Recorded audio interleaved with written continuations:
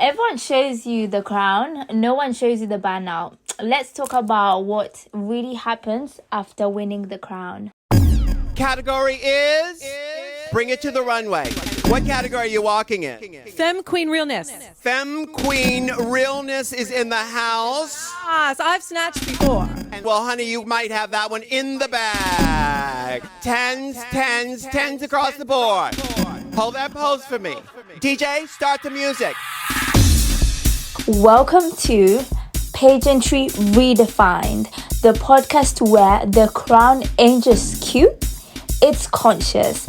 I'm your host, Deborah Mungai, Miss Africa Great Britain 2024 to 2025, and around here, we're not just strutting stages, we're shaking systems. Whether you're a future queen, a creative, or just trying to serve impact and face, this is your space. Let's talk pageantry, power, and purpose, and everything in between. Bring it to the runway. Bring it to the runway. Bring it to the runway. Period. Now, hello, queendom. Your queen is speaking from inside the house, and straight into your headphones, sharing my journey so far. It's June 2025. We've got July, August, September, October, 4 months, and the crown is handed back. And I really wanted to speak about what they don't tell you about winning a pageant.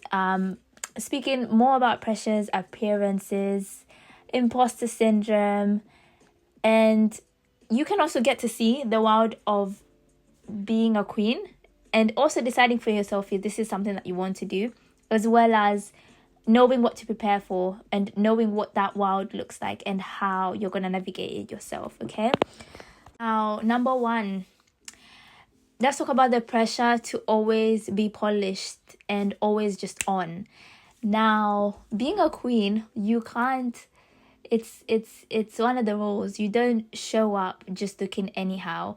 As in, ever since I won the crown, I didn't walk out the house with that bonnet on unless like for example, the one time I've been out in a bonnet that I can remember is when I was driving my girlfriend back to her house, and I was then coming back into bed. Regardless, anyway, my hair should be done when I'm going out. But there's that big pressure of always looking a certain way, and there's the pros and cons to it. The pros is that you always make sure that you're looking good. That, you know, I meet a lot of people when I'm going out, especially whether I'm in Milton Keynes, whether I'm in Northampton. Some people do recognize me, and it's like I can't be out there showing up looking in just anything, you know, because this is the queen. Like, guys, this is the queen. Like this is the queen. You know what I mean? It's hard. So it's in a great way. It helped me like to concentrate on looking good, because usually sometimes I never care. I'm there to collect and go home. But it's a pressure, I'll be honest. But on the other hand, it's hard sometimes being outside. Like I'll go to a club and they start talking about, oh, we gotta shout you out on the speaker. I'm like, no, guys, please, not today. I'm not working today, please. Let's not please. So it's that stigma, as well as the main point here is authenticity. Now, that's being authentic in what you look like, how you feel like, and how you show up. I would say that I rather strive for authenticity, and even though I'm not feeling my best, I'd rather be authentic and say I'm not feeling the best today, and this is how I feel at that moment. And, you know, it's hard because people always want to take pictures, they always want to talk to you, they always want to ask this. I've also made conscious decisions to always show up and know that I'm going to show up 100%. I'm not showing up to show 50, because I know what it's like. And sometimes I might not always be on that 100, but it's also that little push of I just got to do this, and maybe it might be not the best day in the world, but I've just got to do it. Public appearances are public appearances, and people expect you to come and show up, and they judge you. Everyone judges you as the queen, and you've got to come and show out as that, because that's what the expectation is. And I've lived in a world where people's expectations don't matter to me. But it's also understanding being a title holder means that, yeah, people are also looking out for what you're doing. You know what I mean? Even another part is feeling like you can't show your weakness. You can't show that you're having a bad day. I'll give you guys a good example. There was a day I went for an appearance in another city. I'm not going to mention the city because you probably know where that is. And usually when I'm taking pictures with people and I'm talking to people, I always have someone who's there. Now, the person that brought me that day, I think they were either too distracted or there was a lot going on and they were meeting new people. I don't like taking pictures and someone is not there. That's because if I've got to move on and do something else, I need that person to speak out for me. Because if I start being rude to people, I can't, it's not a good look for me. So that's why it's important for me to always have, that person who's there. And that day they didn't really show up for me. And I went home and I was like, now I understand what celebrities go through. Like when it's so many people and it feels so dehumanizing because you're taking pictures and no one's understanding you're human too. Like at that time, I think I just wanted to it was around 1 a.m. And I just wanted to get my bag and go home. And people are already asking for pictures. It got to a point where I was like, no, I've got to go get something upstairs and I'll be back. It's the first time I've said no to people. Because usually when it comes to taking pictures, people want that picture. And that night started from, I think, 7 o'clock till 1 a.m. So it was just too much. And I was breaking and I think I was on my period as well. So it was just completely hard. But I'm fully accepting of myself in whatever form that I'm in. It's just that part of letting people accept you for where you are and what you're doing at that moment. Now, let's talk about public expectations versus your own mental state. I think I've spoken about that a little bit, but let me speak about after winning the crown. I think that's the meat of the problem is that mental state of once you win, what it looks like. Now, opening that chapter, the first November, December were the hardest times of my reign because I'm like, now I'm the queen. Now I've got to do this. I've got to do that. And I had high expectations of if I get something, I always have expectations of I've got to do my best and knowing what my best looks like. I think I was just not accepting of the crown because I'm so used to hustling to a point where it's like, now you've got the fruits and it's like, okay, now I've got the fruits. No more hustling? Really? And yeah, it took me a while to accept that this is now my public experience, my public appearance, and this is what people expect from me. And from now on, they will always know me as Miss Africa. So I've got to show up as Miss Africa. And a lot of times I never told people who I was. I sometimes was hiding my identity. I'm like, oh, you ain't gotta know. You'll find out. But I've also learned how to use that space to get myself into rooms that maybe might not know me,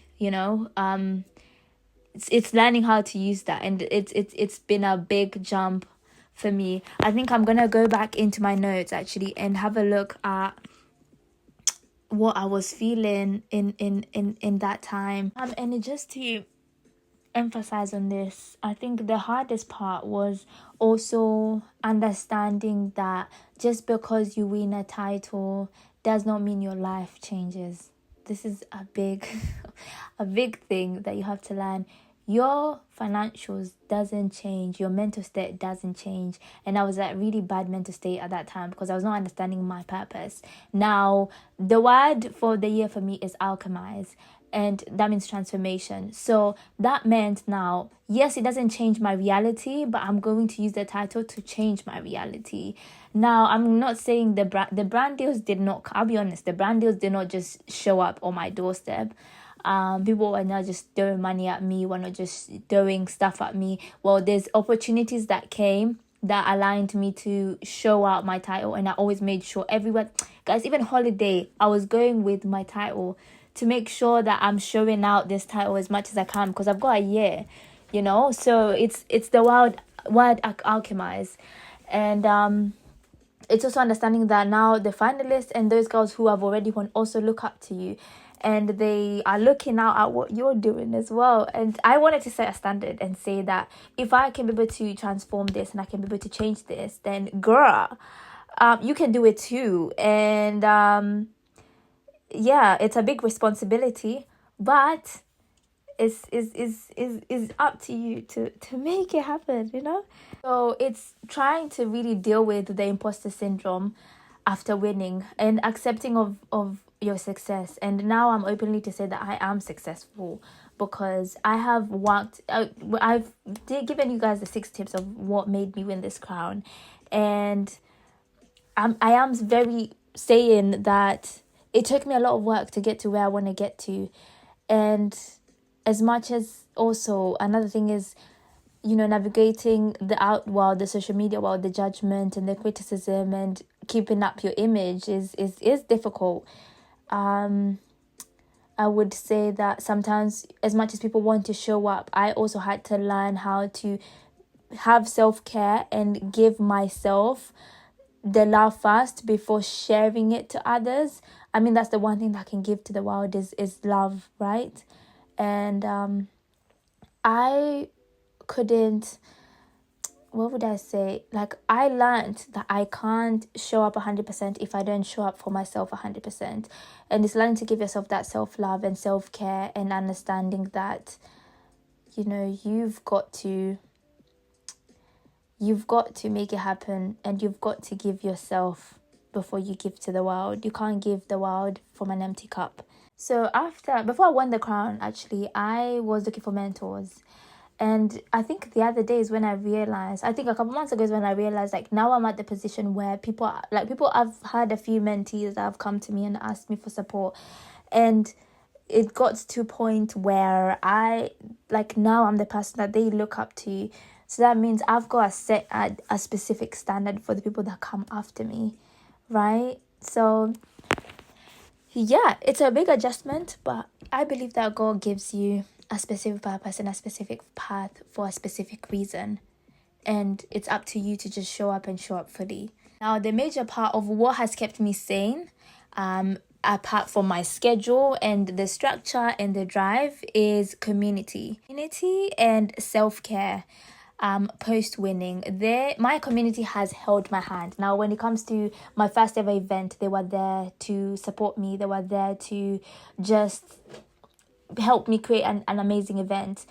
And it's so cool to just have those kind of people that are there to root for you and want the best for you. And I believe that sharing your journey gives you that community to show them that this is what I've been working hard to, and I want you to hold my hand as I get to the next stage of life. You know what I mean? So yeah, self-care to me is always number one. I have got to make sure my mental is right. Before even stepping out of the house, I've got to make sure I journal, I meditate, I do all the things that I need to do to make sure that I'm good. So when you're going towards your journey of becoming a queen, is make sure that you've got your community. Because now I've got friends that are like, you know, I want to do this event and I don't have the community. They now have to start building that community, becoming a queen. And it's difficult sometimes because you don't know who's really there for you, who's really there for just the image. But it's also learning how to navigate that and using your discernment and intuition to know who's right for you and who isn't. Because people have a lot of, I would say, I've got a story time. I'm bringing a story time of a person that really supported me through my journey, and they ended up actually turning around and did a whole 180 on me. And it was really hard, but you know, you've got to let go and accept new help and accept people that actually want to support you and be there for you. You know what I mean? So yeah, I think that's most of what I can really share. I hope this doesn't really discourage you, but encourages you to know what after winning looks like and how you can navigate that. You know, winning doesn't fix your insecurities, it exposes them, but exposes them to remind you. Like nowadays, I think like Now I'm a queen. Like, if I feel like I'm doubting myself, I'm doubting my self-worth, I'm like, Deborah, you're actually Miss Africa. Do you know that? Now get back with the program, you know? So yeah. So the crown is shiny, but the weight is real. And that's okay. Just wear it your way. Stay grounded, queens. This has been your Miss Africa Great Britain 2024, and I will see you in the next episode. Ciao.